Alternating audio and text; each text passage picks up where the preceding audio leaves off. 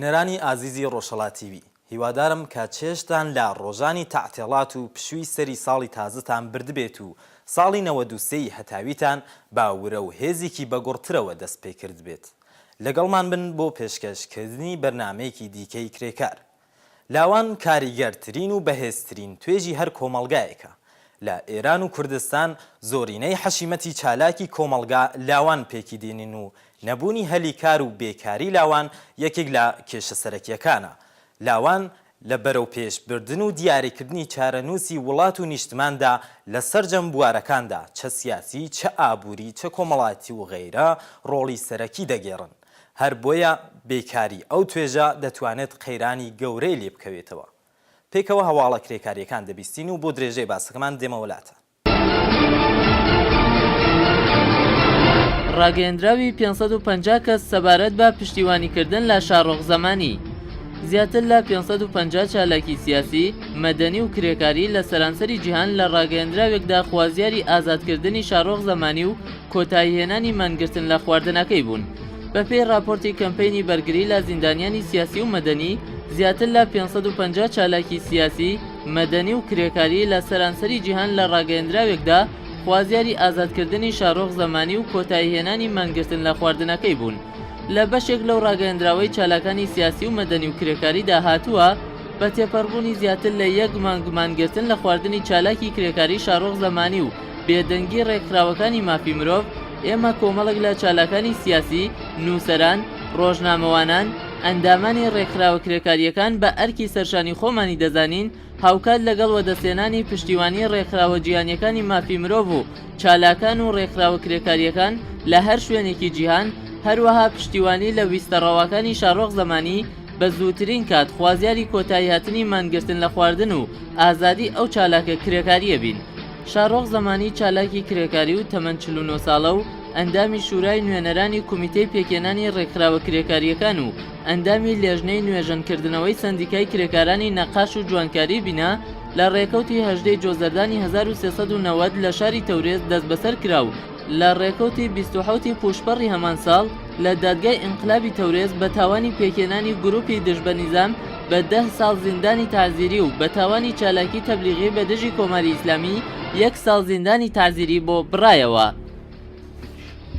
پشتیوانی 550 چالاکی سیاسی، مەدەنی و کرێکاری لە سەرانسەری جیهان لە شارۆخ زەمانی لە کاتێکدایەکە ڕۆژی یەکشەممە هەفتەی خاکەلێوە کۆمەڵێک لە کرێکاران و چالاکانی کرێکاری شاری سنە بە سازدانی کەمپینێک بۆ پشتیوانیکردن لە مانگرتنەکەی شارۆخ زەمانی چالاکی کرێکاری بەندکرا و داوایان لە سەرجەم کرێکاران و مرۆڤدۆستانی کوردستان و ئێران کردووە کە بە پەیوەستبوون بەو کەمپینەوە تین و گوڕێکی تازە بدەنەوە بە خواستەڕەوە و بەرهەقەکانی بزوتنەوەی کرێکاری و نوێنەرانی بەتایبەت شارۆخ زەمانی کە ئێستاکە لە زیندان بەسەر دەبات. کاسبکارێکی کورد بە تەقەی هێزە ئینتیزامیەکان بریندار کرا. کاسبکارێکی دانیشتووی شاری سەردەشت بە تەقەی ڕاستەوخۆی هێزە ئینتیزامیەکانی کۆماری ئیسلامی بریندار کرا. بەپێی هەواڵی گەشتوو بە ئاسووی ڕۆژهەڵات شەوی دووشەممە ڕێکەوتی 18 خاکەلێوە کاسبکارێکی کورد بە ناوی جەماڵ مەلا خەڵکی ئاوایی ئاڵوەتانی سەر بە شاری سەردەشت لە دەشتی وەزنێ لەلایەن هێزە ئەمنیەتیەکانی کۆماری ئیسلامیەوە تەقەی لێ دەکرێت و بە توندی بریندار دەبێت. هەر بەپێی ئەو سەرچاوە هەواڵە ناوبراو ئێستاکە لە نەخۆشخانەی پیرانشار لەژێر چاوەدێری پزیشکیدایە. جێگەی ئاماژەیە بەهۆی نەبوونی دەرفەتی کار و قەیرانی ئابووری خەڵکی ڕۆژهەڵاتی کوردستان بەتایبەت شارە سنووریەکان بە ناچار ڕوو لە کاری کاسبکاری و کۆڵبەری دەکەن و هێزە ئینتیزامیەکانی کۆماری ئیسلامیش بەبێ لە بەرچاوگرتنی هیچ یەک لە یاساکانی مافی مرۆڤایەتی و بە بیانووی پاراستنی سنوورەکان و بەرگرتن بە هاوردەکردنی کالای قاچاق تەقەیان لێ دەکەن و هەر ساڵە سەدان کەس لە هاوڵاتیانی کورد بە تەقەی ڕاستەوخۆی ئەو هێزانە کوژرا و بریندار دەکرێن. خۆکوژی کرێکارێکی شرکەتی ڕێگای ئاسن. کرێکارێکی شرکەتی ڕێگای ئاسن بەهۆی کێشەی ماڵیەوە کۆتایی بە ژیانی خۆی هێنا. بەپێی هەواڵی هەواڵنەریە نێوخۆیەکان یەکێک لە کرێکارانی ئیدارەی هێزی کشیشی ڕێگای ئاسن ڕایگەیاندووە سەر لە بەیانی ڕۆژی سێشەممە 20 خاکەلێوە کرێکارێکی ئەو شرکەتە بە ناوی حوجەت شین لە کاتێکدا خۆی بەپەت بە جەڕەسەقیلی کارگاوە هەڵواسیوە دۆزراوەتەوە. ئەو کرێکارە وتوویە پێدەچێت حجەت خۆی لە ڕێگای دوورەوە کۆنتترۆلی جەرەسەقیلەکەی بە ئەستۆ بووە و هەر بۆیە ئەگەری زۆرە کە ئەو ڕووداوە خۆکوژی بوو بێت. جێگای ئاماژەیە حجەت شین خاوەنی دوو منداڵە و لە ساڵی 1379ەوە لە ئیدارەی هێزی کشیشی ڕێگای ئاسن بە شێوەی ڕسمی سەرقاڵی کار بووە و ئەرکی چاکردنەوە و پارێزگاریکردن لە لۆکۆمۆتیڤەکانی لە ئەستۆ بووە. شایانی باسە ناوبرا و تووشی کێشەی ماڵی بووە و لەم دواییانەش لەگەڵ خاوەنکار لەسەر پرسی ئیزافەکاری کێشەیان بووە و کاتێکیش تەرمەکەیان لە جەرەسەقیلەکەدا گرتووە نووسراوەیەکی پێبووە، بەڵام هێزەکانی پۆلیس نەیان هێشتووە کە کەس نزیکی تەرمەکە بکەوێت. کەمی هەغدەستی کرێکاران منداڵان بەرەو بازاڕی کار ڕادەکێشێت. سەرپەرشتی بنەماڵەی کرێکارانی کوورەخانەکان بەهۆی کەمی هەغدەستەوە ناچارن لە هێزی ئینسانی منداڵەکانیشیان بۆ بژێوی ژیانیان کەڵگوەرگرن. بە پێی هەواڵەکان سەرۆکی ئەنجومەنی سنفی کوورەخانەکانی شارۆچکەی قەرچەکی وەرامین ڕاگەیاندووە ئەو هەغدەستەی کە بۆ کرێکاران لە ساڵی 93 دیاریکراوە وەڵام دەرەوەی تێچووی بنەماڵەیەکی کرێکاری کوورەخانەکان نییە. ئەو کرێکارانە لەسەر بنەمای معیارەکانی لانیکەمی لە خاوەنکار هەغدەست وەردەگرن و یەکێک لە سەرپەرشتانی بنەماڵە بە تەنیا توانای دابینکردنی تێچووی سەرەتاییترین پێداویستیەکانی ژیانی نییە و هەر بۆیە دەبێت سەرجەم ئەندامانی بنەماڵەکەی لە کوورەخانەکان کار بکەن بۆ ئەوەی بتوانن بژێوی خۆیان بەدەست بێنن. ناوبرا وتیشی بنەماڵە کرێکاریەکانی کوورەخانەکان بەهۆی وەرزیبوونی کارەکەیانەوە ڕۆژانە 12 کاتژێر کار دەکەن و منداڵانی ئەو بنەماڵانە لە چالاکی کۆمەڵایەتی و فێرکاری بێبەش دەبن. گواستنەوەی محەممەد مەولانایی لە نەخۆشخانەوە بۆ زیندان. محەممەد مەولانایی چالاکی کرێکاری بەبێ ئەوەی کە چارەسەری پزیشکی تەواوی بۆ بکرێت گەڕێنرایەوە بۆ زیندان. بە پێی هەواڵی کۆمیتەی هاوەهەنگی بۆ یارمەتیدان بە ڕێکخراوە کرێکاریەکان سەر لە بەیانی ڕۆژی یەکشەممە هەفتەی خاکەلێوە محەممەد مەولانایی چالاکی کرێکاری بەندکراو کە بۆ چارەسەری پزیشکی نێردرا بووە مەرەخەسی گەڕێنرایەوە بۆ زیندان. ئەمەش لە حاڵێکدایە کە ناوبراو لە نەخۆشخانەی شاری مەهاباد هێشتا لەژێر چاوەدێری پزیشکیدا بووە و پرۆسەی دەرمانەکەی کۆتایی پێنەهات بوو. بڕیاری گەڕاندنەوەی محەممەد مەولانایی لەلایەن دادستانی مەهابادەوە دەرکراوە و پاش هاتنە دەرەوە لە نەخۆشخانە دەست بە جێگەڕێنراوەتەوە بۆ زیندان. محەممەد مەولانایی کرێکاری خانە نشینکراوی شارەداری مەهابادە و 76 ساڵ تەمەنی هەیە. ناوبراو بە تاوانی لایەنگری لە مافی کرێکاران و ئەندامیت لە کۆمیتەی هاوەهەنگی لەلایەن دادگای مەهابادەوە بە 1 ساڵ زیندان مەحکوم کراوە. کرێکارانی بەنداوسازی شاری بانە ماوەی 9 مانگە هەغدەستیان پێ نەدراوە. شرکەتی بەنداوسازی شەمسی عومران کە دەفتەرەکەی لە عەباساوای شاری بانەیە ماوەی زیاتر لە 9 مانگە موچەی کرێکارەکانی نەداوە. بە پێی هەواڵەکان بەرپرسانی شرکەتی بەنداوسازی شەمسی عومران لە شاری بانە لە مانگی جۆزەردانی ساڵی 1392 هەتاویەوە بە بیانووی نەبوونی بودجە لە دانی هەغدەستی کرێکارەکانیان خۆ دەبوێرن. شرکەتی بەنداوسازی شەمسی عومران لە شاری بانە 230 کرێکار و فەرمانبەری هەیە و لە 9 مانگی ڕابردوودا ئەو کرێکار و فەرمانبەرانە هەغدەستیان پێ نەدراوە. جێگەی ئاماژەیە شرکەتی بەنداوسازی شەمسی عومران کە لە شاری کامیێرانیش پەیمانکاری پرۆژەی بەنداوی کامیێران موچش یا ئەمیراباد ڕەمشتی لە ئەستۆ بوو بەهۆی کارکردی خراپیەوە گرێبەستی دروستکردنی ئەو بەنداوەی لێ هەڵوەشەندرایەوە. ڕاگەیاندنی کۆمەڵێک لە چالاکانی کرێکاری شاری سنە سەبارەت بە مانگرتنەکەی شارۆخ زەمانی. کۆمەڵێک لە کرێکاران و چالاکانی کرێکاری شاری سنە بۆ پشتیوانیکردن لە مانگرتنەکەی شارۆخ زەمانی چالاکی کرێکاری بەندکراو کەمپینێکیان ڕێکخستووە. بە پێی هەواڵی کۆمیتەی هاوەهەنگی بۆ یارمەتیدان بە پێکێنانی ڕێکخراوە کرێکاریەکان ڕۆژی یەکشەممە هەفتەی خاکەلێوە کۆمەڵێک لە کرێکاران و چالاکانی کرێکاری شاری سنە بە سازدانی کەمپینێک بۆ پشتیوانیکردن لە مانگرتنەکەی شارۆخ زەمانی چالاکی کرێکاری بەندکراو داوایان لە سەرجەم کرێکاران و مرۆڤدۆستانی کوردستان و ئێران کردووە کە بە پەیوەستبوون بەو کەمپینەوە تین و گوڕێکی تازە بدەنەوە بە خواستە ڕەوا و بەرهەقەکانی بزوتنەوەی کرێکاری و نوێنەرانی بەتایبەت شارۆخ زەمانی کە ئێستاکە لە زیندان بەسەر دەبات.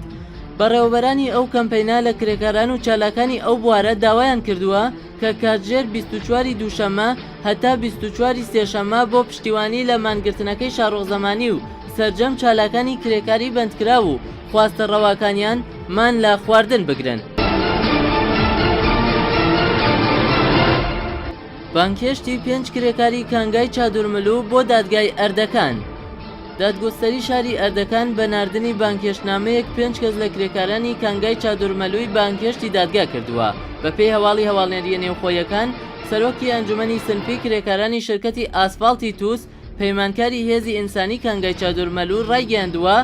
ڕۆژی شەممە 16 خاکەلێوە 5 کەس لە کرێکارانی ئەو کانگایە بە ناوەکانی عەلی ڕەزاپور، مستەفا غوڵامی، حسەین زەندەش، حەمزە مزەفەری و محەممەد ڕەزا زەینەبی بانکێشتی دادگوستەری شاری ئەردەکان کراون و دەبێت لانی زۆر بۆ ماوەی 3 ڕۆژی تر خۆیان بە دادگوستەری ئەو شارە بناسێنن. بەوتەی حسەین جەنایی ئەگەری زۆرە کە بانکێشتی ئەو 5 کرێکارە پەیوەندی بە ناڕەزایەتیە سنفیەکانی کرێکارانی کانگای چادورمەلو بە دەرکردنی بەهرام حەسەنی نژاد دەبیری بنکەی کرێکاری ئەو کانگایە لە مانگی ڕێبەندانی ساڵی 92 بووبێت کە دەست بەسەرکردنی کاتی 38 کرێکاری ئەو کانگایە بەدواوە بوو. ئەو چالاکە سنفیا وتیشی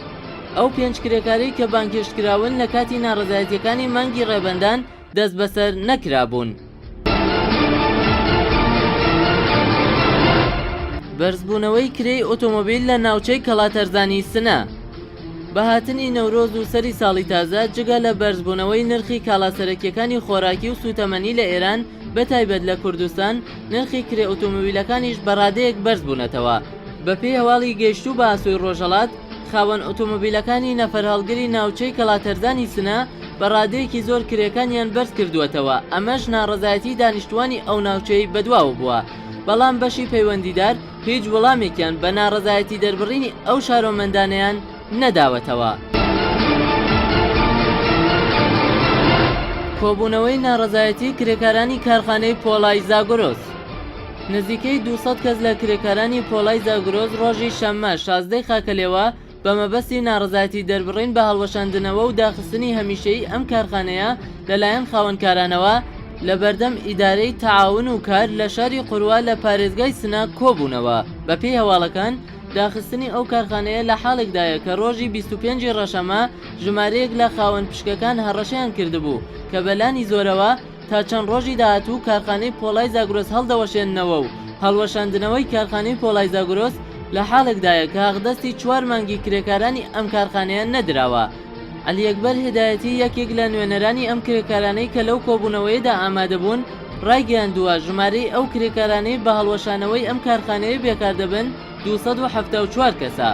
ناوبراو گوتی کۆبوونەوەی کرێکارانی کارخانەی پۆڵای زاگرۆس بە مەبەستی ناڕەزایەتی دەربڕین بە خاوەنکارانی ئەم کارخانەیە بەهۆی هەڵوەشاندنەوەی ئەم یەکە بەرهەمهێنەرەیە. ئەم نوێنەری کرێکارانە لە درێژەدا وتی بەپێی بڕیاری کۆبوونەوەی خاوەن پشکە سەرەکیەکانی کارخانەی پۆڵای زاگرۆس ڕێکەوتی 22 ڕەشەمەی ساڵی 92 هەڵوەشانەوەی ئەم یەکەیە ڕاگەیەندرا و ڕاگەیەندراوەکەی ڕۆژی 26 ڕەشەمە لە ڕۆژنامەی ئیتلاعاتدا چاپ کراوە.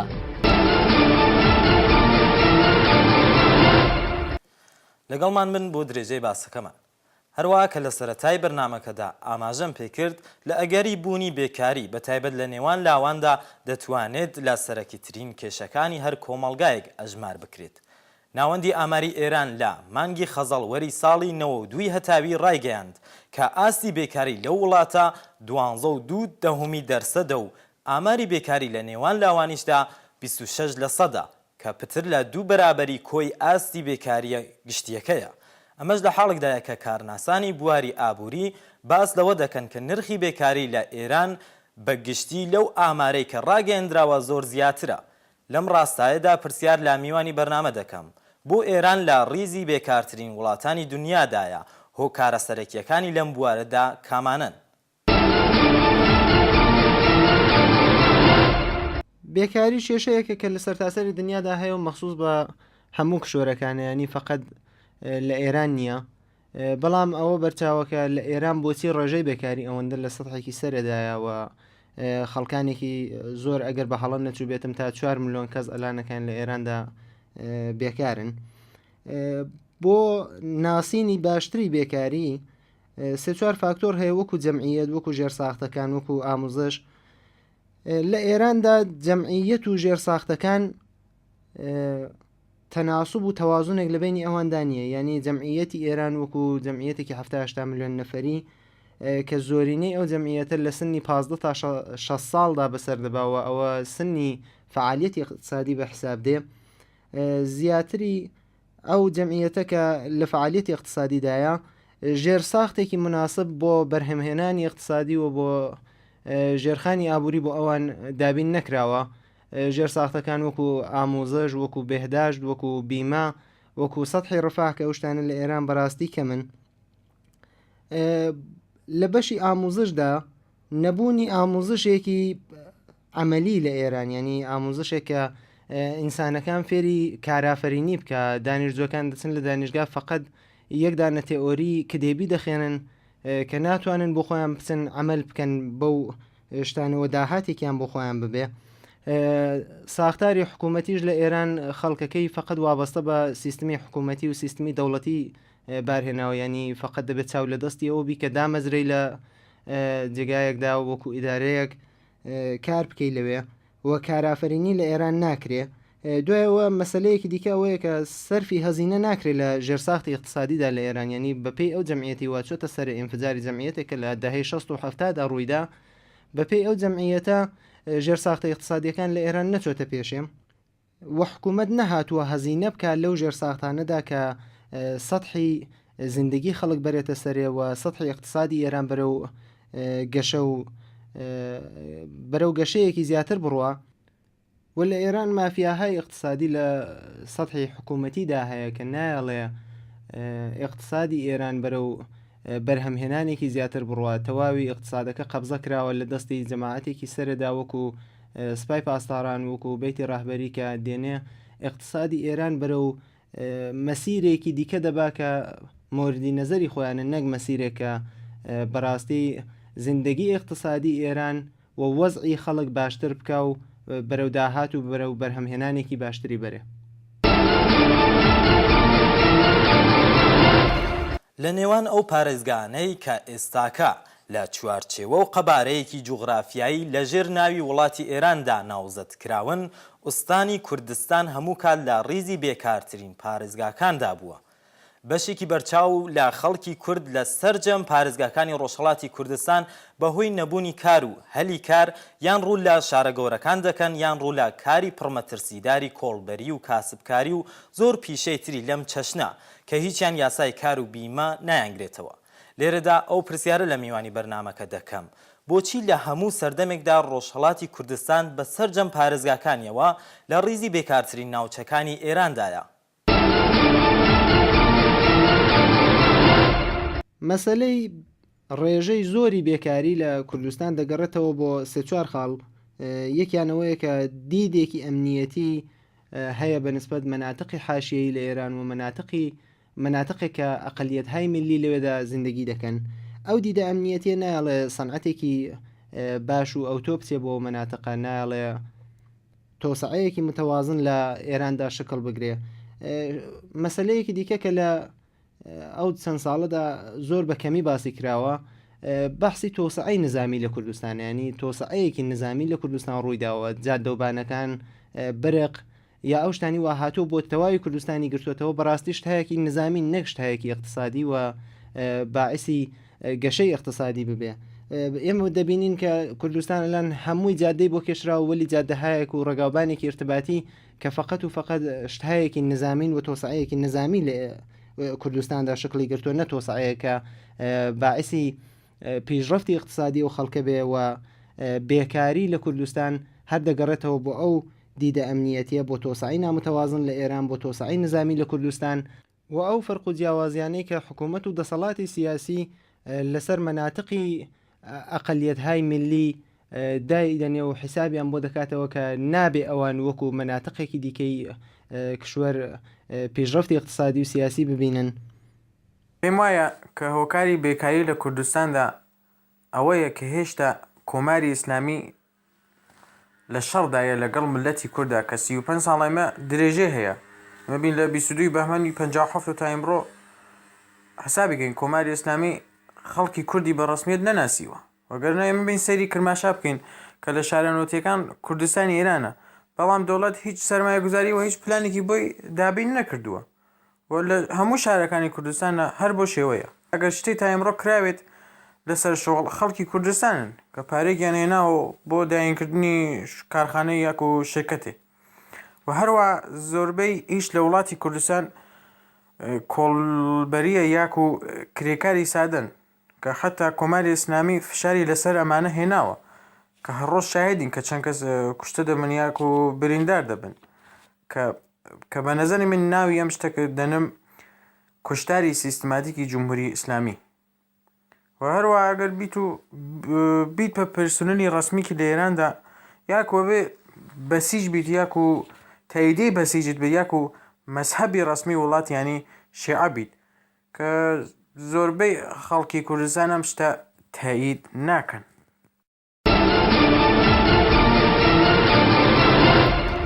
بەڵێ خۆشەویستان، عادڵی ئازەر سەرۆکی ناوەندی ئاماری ئێران لە دوایین ڕاگەیەندراوی ئەو ناوەندەدا دەڵێت ئاستی بێکاری لە نێوان لاوانی 15 تا 24 ساڵاندا 26 لە سەدە و ئەمەش لە حاڵێکدایە کە کارناسانی پەیوەندیدار باس لەوە دەکەن کە لە مەڕ نەبوونی هەلی کار و بۆ لاوان حەشیمەتێک 5 میلیۆن کەسی لە لاوانی خوێندەوار درێژەیان بە خوێندن داوە و لە زانستگاکاندان و لە داهاتوویەکی نزیک پەیوەست دەبن بە بازاڕی کارەوە. هەر بۆیە لێکدانەوەکان لەسەر دۆخی گەشەی ئابووری ئێران و داخران و نیوە چالاکبوونی کارگا و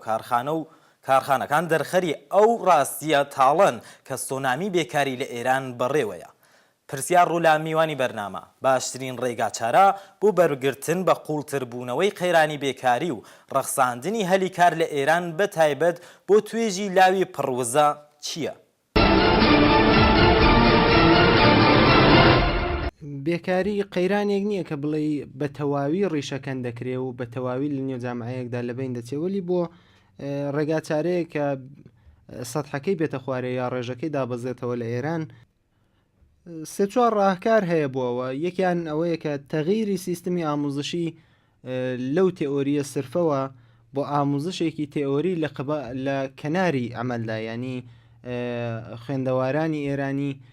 فێری کارافەرینی ببن بۆ خۆیان بتوانن بەو دەرسەی وا لە دانیشگاوە لە مەدرسە دەیخێنن بتوانن بچن